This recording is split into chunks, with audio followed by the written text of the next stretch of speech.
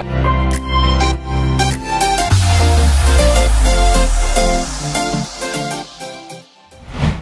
amis, est-ce que si jàmm man maa ngi sant yàlla bu baax a baax alhamdulilah bu fekkee c'est la première fois ngeen di seetaan suñu vidéo fii ci Wolof Tuto ñu ngi leen di ñaan ngeen abonné wu activer cloche notification yi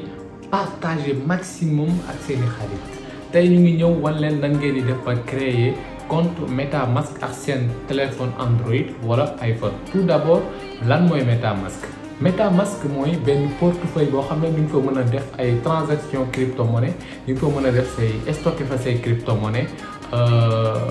MetaMask am na ñaari façon réseau Binance Smart Chain ak réseau Ethereum mën nga ko utiliser parce que MetaMask de base réseau Ethereum la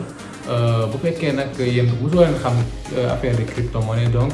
je vous invite ngeen dem xool vidéo arrière yi comme ça ngeen gën a comprendre affaire de crypto-monnaie. Tout d'abord nag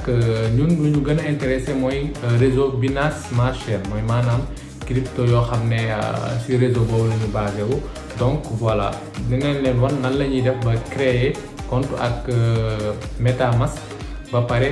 prochaine vidéo ñu wan leen na ngeen di importer seeni crypto monnaie nan ngeen si dugalee crypto monnaie nan ngeen di jëndee def di achat transfert tout ça ak échange surtout parce que loolu ñu bëri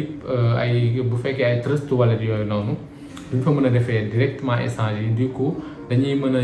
ak MetaMask dinañ mën a def échange bi directement foofu noonu ci biir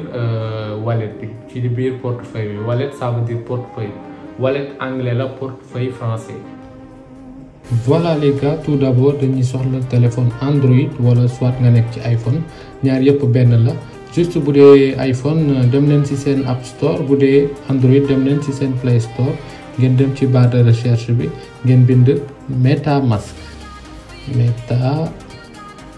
ngeen bindee Meta rek ci suuf ngeen gis masque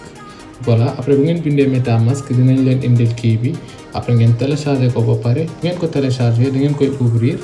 directement bu ngeen ko ouvrir fii lii lañ leen bindal bienvenue sur MetaMask après ngeen bës premier pas. ngeen bësee premier pas après ngeen bës créer un nouveau portefeuille ici nag dinañ leen wax ay aide yoo xam ne di ngeen ko mën a suivre pour mën a améliorer seen portefeuille MetaMask après bu ngeen ko liiree ba pare ngeen bës j'accepte léegi nag fii dañ lay laaj mot de passe léegi fii par exemple boo bindee ay 1 2 3 4 nangam sangam du ñëw voilà mais nañ bind 1 ba 8 1 2 3 4 5 6 7 8 ñu bind A B minuscule C minuscule non attendez bind nañ 1 2 3 4 5 6 7 8 arrobase A majuscule B minuscule bon on va essayer ba 8 ñu xool 1 2 3 4 5 6 7 8 ok ñu bës ñun dañuy essayer nii kese j'ai dû créer un mot de passe ok c'est super fii nag dañuy bindal sécuriser votre portefeuille voilà après fii nag secret recovery phrase léegi lii mooy bu leen partager dañ leen di wax ni bu leen partager seen phrase seen comme par exemple phrase yu ñu leen di jox bu leen ko mës a partager kenn parce que sinon phrase yooyu ku ko dugal lekk après booy récupérer compte bi rek day ñëw ci compte am day am accès ci sa kii yëpp léegi dañuy confirmer fi mot de passe bi ñu defoon 1 2 3 4 5 6 7 bu leen utiliser mot de passe bii nag parce que di juste kii la d'accord léegi nag indil nañ ñu suñu mots yi pour vérifier voilà léegi instant bi après dañuy laaj suñu mots yeeg yëpp ok après dañuy